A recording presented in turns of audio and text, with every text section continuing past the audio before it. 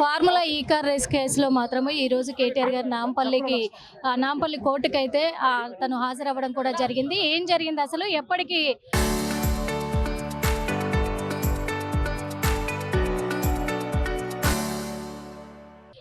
ఎప్పటికి వాయిదా వేశారు అనేది కూడా తెలుసుకునే ప్రయత్నం చేద్దాం. మనతో పాటు మరి కేటీఆర్ గారి అడ్వకేట్ లక్ష్మణ్ గారు ఉన్నారు, అడిగి తెలుసుకునే ప్రయత్నం చేద్దాం. సార్ చెప్పండి, ఎందుకంటే ఇప్పటికే 55 కోట్ల కుంభకోణం జరిగింది అని చెప్పేసి ఏసీపీ కూడా తెలిసినట్టుగా తెలుస్తూ ఉంది.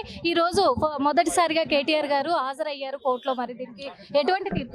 ఇక్కడ వాళ్ళ అలిగేషన్, ఏసీబీ అధికారుల అలిగేషన్ 54 కోట్లు మిస్అప్రోప్రియేషన్ ఫండ్స్ మిస్అప్రోప్రియేట్ అయినట్టు వాళ్ళు charge sheet section 13(1) section 13(2) prevention of corruption act కింద ఛార్జ్షీట్ ఫైల్ చేయడం జరిగింది. దాంట్లో after receiving of the summon, KTR గారు సమ్మన్ రిసీవ్ చేసుకున్న తర్వాత ఈరోజు అపియర్ కావడం జరిగింది. The respect of the court order మేము ఆన్ బిహాఫ్ ఆఫ్ కేటీఆర్ గారి తరఫున మేము వకాలత్ ఫైల్ చేయడం జరిగింది. నెక్స్ట్ డేట్ ఆగస్ట్ 25కి ఇలా ఫార్ములా ఈ కార్కి సంబంధించిన రేస్ నిర్వహించినటువంటి company, UK based company appear కాలేదు. ఎందుకంటే వాళ్ళకి సమ్మన్ ఇప్పటివరకు సర్వ్ కాలేదు. కాబట్టి ప్రాసిక్యూషన్ గారి రిక్వెస్ట్ మేరకి ఆగస్ట్ 25కి ఏసీబీ కోర్టు కేసుని పోస్ట్ పోన్ చేయడం జరిగింది. అంటే ఇందులో 5గురు ఉన్నట్టుగా తెలుస్తుంది. A1గా కేటీఆర్ గారు ఉన్నారు, మిగతా వాళ్ళు కూడా హాజరయ్యారు. అవును, ఇందులో ఓన్లీ కేటీఆర్ గారితో కూడా మిగతా ముగ్గురు ఇవాళ అపియర్ కావడం జరిగింది. సమ్మన్ తీసుకున్న తర్వాత ఓన్లీ ఫార్ములా నిర్వహించిన కంపెనీ మాత్రం అపియర్ కాలేదు. వాళ్ళ తరఫున ఈరోజు ఆల్ అడ్వకేట్స్ అందరి తరఫున వకాలత్ ఫైల్ చేయడం జరిగింది. ఛార్జ్షీట్లో ఉన్నటువంటి ఛార్జ్షీట్ను కూడా as per the court direction charge sheet కూడా మేము రిసీవ్ చేసుకోవడం జరిగింది. దానికి సంబంధించి ఆ ఛార్జ్షీట్ని స్టడీ చేసిన తర్వాత ఫర్దర్గా లీగల్గా ఏం యాక్షన్ తీసుకోబోతామో ఫర్దర్గా మేము చెప్తాం. అంటే ఇందులో ఖచ్చితంగా 55,000 కోట్ల కుంభకోణం కూడా జరిగింది అని చెప్పేసి కూడా తెలుస్తూ ఉంది. ఇటు అధికార పార్టీ మాత్రము ఒకటే చెప్తున్నారు, ఖచ్చితంగా వీళ్ళు కుంభకోణం జరిపించారు, శిక్ష పడేంత వరకు మేము వదలము అని. ఇక్కడ ఒకటి అండి, ఇక్కడ అధికార పార్టీ చెప్పడానికి అధికార పార్టీ ఏం లీగల్ వాళ్ళకు రైట్స్ లేవు. వాళ్ళ ఒక కోర్టు కాదు, ఒక పరిధి కాదు, ఒక ప్రాసిక్యూషన్ కాదు, ఒక అడ్వకేట్ కాదు.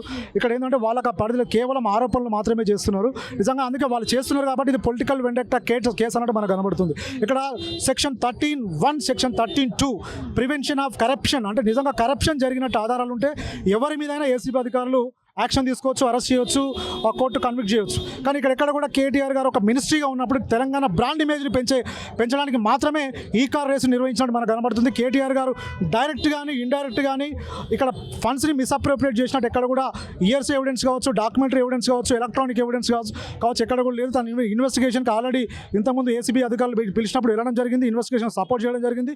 ఇక్కడ క్లీన్గా మేము ఛార్జ్షీట్ని బేస్ చేసుకొని, అదేవిధంగా మా దగ్గర ఉన్న ఎవిడెన్స్ని బేస్ చేసుకొని ఏసీబీ కోర్టులో మేము డిఫెండ్ చేసే అవకాశం ఉంటుంది. అంటే ఇక్కడ నిర్దోషిగా ఉండడానికి కావచ్చు, ఇటుకి ఎటువంటి స్కామ్ జరగలేదు అని నిరూపించుకోవడానికి ఆధారాలన్నీ కూడా సబ్మిట్ చేసినట్టేనా? మేము ఇన్వెస్టిగేషన్ టైంలో కేటీఆర్ గారు తను క్లీన్గా తను ఎక్కడ కూడా తప్పు చేయలేదు, తన ప్రమేయం లేదు, దీనికి సంబంధించిన ఫండ్స్ని మిస్అప్రోప్రియేట్ లీగల్గానే చేసినామని చెప్పి తను ఇన్వెస్టిగేషన్ అధికారులకు సపోర్ట్ చేయడం జరిగింది.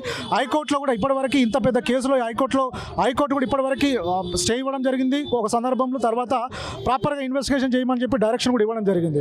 నిజంగా ఇన్వెస్టిగేషన్ ప్రాపర్గా చేసిందా లేదా, ఛార్జ్షీట్ ఏ విధంగా ఫైల్ చేశారు అనేది మేము team of the BRS legal team senior advocate discuss చేసిన తర్వాత సీరియస్గా దీన్ని మేము డిఫెండ్ చేసే అవకాశం ఉంది.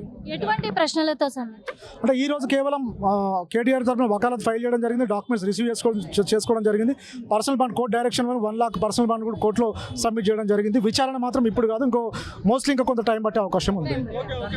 చూసాం కదా మరి ఇక్కడ, ఎందుకంటే ₹1,00,000 పూచీకత్తుతో కూడా ఇద్దరు సాక్షులతో కూడా మరి ఇక్కడ ఈరోజు ఆగస్టు 25కి కేసు మళ్ళీ పోస్ట్ పోన్ చేయడం కూడా జరిగింది, వాయిదా పడింది.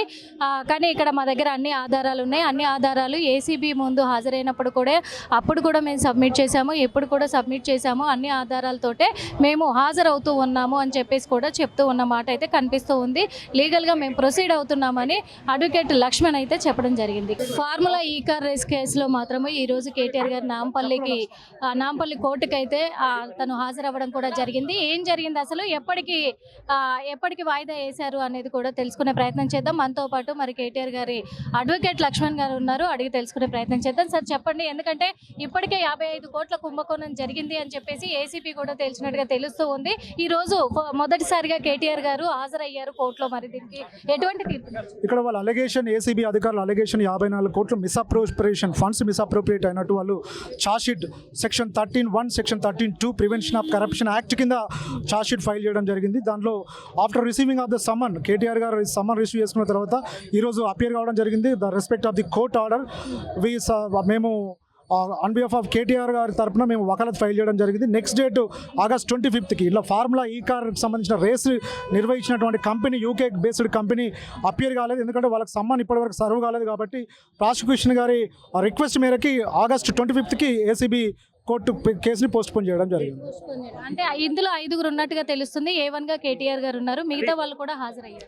అవును, ఇందులో ఓన్లీ కేటీఆర్ గారితో కూడా మిగతా ముగ్గురు ఇవాళ అపియర్ కావడం జరిగింది. సమ్మన్ తీసుకున్న తర్వాత ఓన్లీ ఫార్ములా నిర్వహించిన కంపెనీ మాత్రం అపియర్ కాలేదు.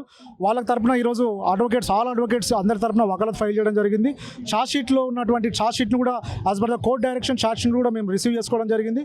దానికి సంబంధించి ఆ ఛార్జ్ షీట్ని స్టడీ చేసిన తర్వాత ఫర్దర్గా లీగల్గా ఏం యాక్షన్ తీసుకోబోతామో ఫర్దర్గా మేము చెప్తాం. అంటే ఇందులో ఖచ్చితంగా 55,000 కోట్ల కుంభకోణం కూడా జరిగింది అని చెప్పేసి కూడా తెలుస్తూ ఉంది. ఇటు అధికార పార్టీ మాత్రము ఒకటే చెప్తున్నారు, ఖచ్చితంగా వీళ్ళు కుంభకోణం జరిపించారు, శిక్ష పడేంత వరకు మేము వదలము అని. ఇక్కడ ఒకటి అండి, ఇక్కడ అధికార పార్టీ చెప్పడానికి అధికార పార్టీ ఏం లీగల్ వాళ్ళకు రైట్స్ లేవు. వాళ్ళు ఒక కోర్టు కాదు, ఒక పరిధి కాదు, ఒక ప్రాసిక్యూషన్ కాదు, ఒక అడ్వకేట్ కాదు. ఇక్కడ ఏంటంటే వాళ్ళకి ఆ పరిధిలో కేవలం ఆరోపణలు మాత్రమే చేస్తున్నారు. నిజంగా అందుకే వాళ్ళు చేస్తున్నారు కాబట్టి ఇది పొలిటికల్ వెండక్టా కేసు అన్నట్టు మనకు కనబడుతుంది. ఇక్కడ section 13(1) section 13(2) prevention of corruption, అంటే నిజంగా కరప్షన్ జరిగినట్టు ఆధారాలు ఉంటే ఎవరి మీదైనా ఏసీబీ అధికారులు యాక్షన్ తీసుకోవచ్చు, అరెస్ట్ చేయవచ్చు, కోర్టు కన్విక్ట్ చేయవచ్చు. కానీ ఇక్కడ కూడా కేటీఆర్ గారు ఒక మినిస్ట్రీగా ఉన్నప్పుడు తెలంగాణ బ్రాండ్ ఇమేజ్ని పెంచడానికి మాత్రమే ఈ కార్ రేసు నిర్వహించినట్టు మనకు కనబడుతుంది. కేటీఆర్ గారు డైరెక్ట్ కానీ ఇండైరెక్ట్ కానీ ఇక్కడ ఫండ్స్ని మిస్అప్రోప్రియేట్ చేసినట్టు ఎక్కడ కూడా ఇయర్స్ ఎవిడెన్స్ కావచ్చు, డాక్యుమెంటరీ ఎవిడెన్స్ కావచ్చు, ఎలక్ట్రానిక్ ఎవిడెన్స్ కావచ్చు ఎక్కడ కూడా లేదు. తన ఇన్వెస్టిగేషన్కి ఆల్రెడీ ఇంతకుముందు ఏసీబీ అధికారులు పిలిచినప్పుడు వెళ్ళడం జరిగింది, ఇన్వెస్టిగేషన్ సపోర్ట్ చేయడం జరిగింది. ఇక్కడ క్లీన్గా మేము ఛార్జ్ షీట్ని బేస్ చేసుకొని అదేవిధంగా మా దగ్గర ఉన్న ఎవిడెన్స్ని బేస్ చేసుకొని ఏసీబీ కోర్టులో మేము డిఫెండ్ చేసే అవకాశం ఉంటుంది. అంటే ఇక్కడ నిర్దోషిగా ఉండడానికి కావచ్చు, ఇటుకి ఎటువంటి స్కామ్ జరగలేదు అని నిరూపించుకోవడానికి ఆధారాలన్నీ కూడా సబ్మిట్ చేసినట్టేనా?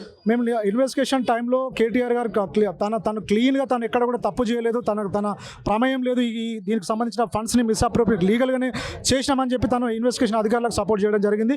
హైకోర్టులో కూడా ఇప్పటివరకు ఇంత పెద్ద కేసులో హైకోర్టు కూడా ఇప్పటివరకు స్టే ఇవ్వడం జరిగింది ఒక సందర్భంలో. తర్వాత ప్రాపర్గా ఇన్వెస్టిగేషన్ చేయమని చెప్పి డైరెక్షన్ కూడా ఇవ్వడం జరిగింది. నిజంగా ఇన్వెస్టిగేషన్ ప్రాపర్గా చేసిందా లేదా, ఛార్జ్ షీట్ ఏ విధంగా ఫైల్ చేశారు అనేది మేము team of the BRS legal team senior advocate discuss చేసిన తర్వాత సీరియస్గా దీన్ని మేము డిఫెండ్ చేసే అవకాశం ఉంది.